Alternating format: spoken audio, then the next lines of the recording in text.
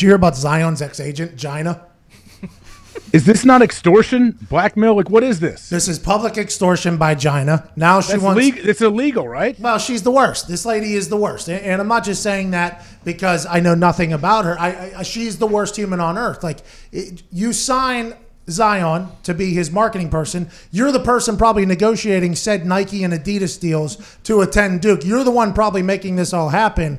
Now, whenever he decides to move on because you weren't as good of an agent as somebody else in his eyes, now you're trying to tear down not only Zion, not only Zion's family, all of college basketball. Hey, Gina, take a fucking hike, lady, okay? You lost. This is the way business goes if you're not good at business. You need to just find other clients and hopefully not fuck it up with them. Now, granted, she knows that Zion's going to make probably $1 billion in his life at some point. Zion is a very marketable person, nice kid. He's electric to watch. All this stuff. She's not going to be happy to watch that, but that's how that business goes. Like, that's how the agency business goes. That's how marketing goes. It comes and goes. If you're not good, move on to the next one. You only get a certain amount of time to make money. And now Gina's like, you give me $100 million. Or listen, you don't have to give me $100 million if you just talk about all the wrongdoings that we did together. I mean, I hate this Gina lady.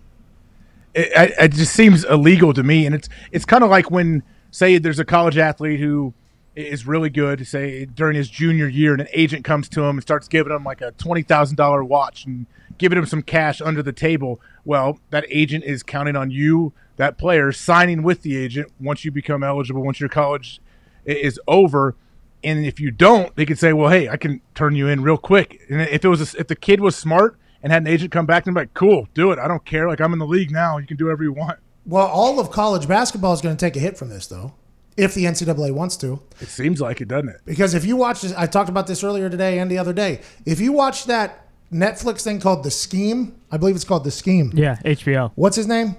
Christian Dawkins. Christian Dawkins from Detroit was basically talking about how he was the point man for all these teams and players and shoe deals and all the money that was getting handed out and stuff like that. And he was talking about how if it's not me, it's somebody else in another area. So I think the basketball landscape is much different than every other sport. I think in those AAU tournaments and wherever, whenever they're younger, they get their hooks in deep when the kid's like 7 years old, because these leagues too, all of the great players travel around and play all summer in these AAU leagues. They're sponsored by Adidas, by Nike, it's a weird world how it works out, and I'm sure they're allowed to give them like jerseys and their shoes that they play in, but like I don't know, it's just such a weird world when they have a relationship with these superstars when they're in 5th grade. What the fuck? I told them to keep it down. Do you hear that? No. There's a lumberjack on our fucking ceiling right now. But what are they doing? We have no idea. It was supposed to be a one-day thing last week, and then became an entire week thing. Like 3 weeks. And now it's been a month. I mean, they're taking the entire quarantine to try to hack a hole into one particular spot in our sky, I think.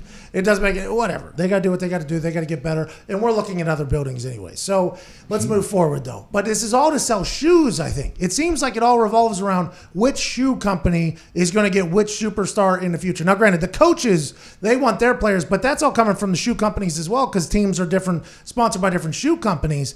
The basketball world is one where this G League thing can become a real viable option, I think, especially if shoe deals start going to these guys that are going to the G League, which are only inevitably going to happen, and TV deals and salary cap goes up. I think the G League is going to be a real problem for Mark Emmert and the NCAA. And I think Zion getting sued here by Gina and then counter-suing, I think this is going to expose it and probably expedite it all even more.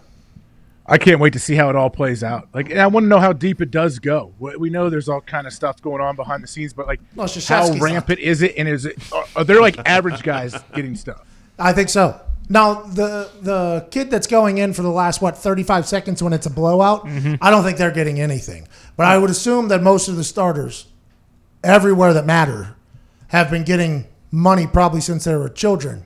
From different shoe companies, I would assume. And I think that's just kind of the way it goes. And now Gina's coming out about to expose it all. It's could potentially burn the entire house down. Think how easy it would be to continue to accept money if, say, a shoe company or whatever, people started taking care of your family when you were in the 6th grade. At first, they were probably like, oh, this is kind of weird. Is this illegal? I don't know. I'm barely in middle school. And then as time goes and you become a bigger and bigger star, and you start accepting money from multiple different people, it's probably just a normal thing. Like, what do you mean? All my buddies that are good players too on my AAU team, like, this dude's got a house. That dude got a Ferrari. Like all kind of stuff has to happen. Yeah, like every Christmas, you got Adidas's gifts, you got Nike's gifts. Maybe every once in a while, Converse will try to sneak in the back door. Puma, maybe. Hey, Puma, Diadora coming in there, Fila, all the boys showing up. What is it? Didn't D Wade? Did he have a shoe like it was a Chinese shoe? Yeah. Well, let's not even think about Starberry too. Now, when Starberry's come, He's still there. Dadas. when they come knocking, you got to jump on there. Dadas, yeah, of course. Sprewells, yeah. Spreewells, yeah. Ooh.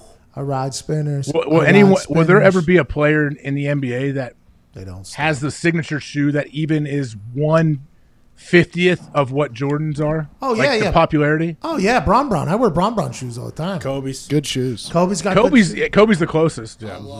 Wait till Giannis gets in there. He's only got one pair out, I think, one design. They are good, but nothing will be like Jordan's. I mean, that's a whole entire world in of itself. The sneakerhead department has lived. Kanye, the Yeezys. There we go. Not another player, but Kanye. The Yeezys, I think, have demanded a similar amount of market as the Jordans in a relatively fast time somehow. I think that has been something. But aside from that, I think the market's been too diluted by this point. Unless we get some, some Diadora sponsorship that really gets going, people are going to want our Diadoras. Yeah. Have you ever had Diadoras?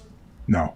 Yeah, I had them in high school, and I posted a picture of me wearing them, and they got a lot of love by a lot of people. Like, I have no idea what a Diadora Can is. you pop a picture up? I forgot I even had them, by the way. Oh, they're good shoes. I forgot I even had them on. They were my cleats in soccer. I wore Diadoras. They had good patent kangaroo leather, I believe. I think they had. That's why I wore them, because I got fat feet. You see, I got really wide feet, so I can't fit into all the skinny stuff that a lot of people have.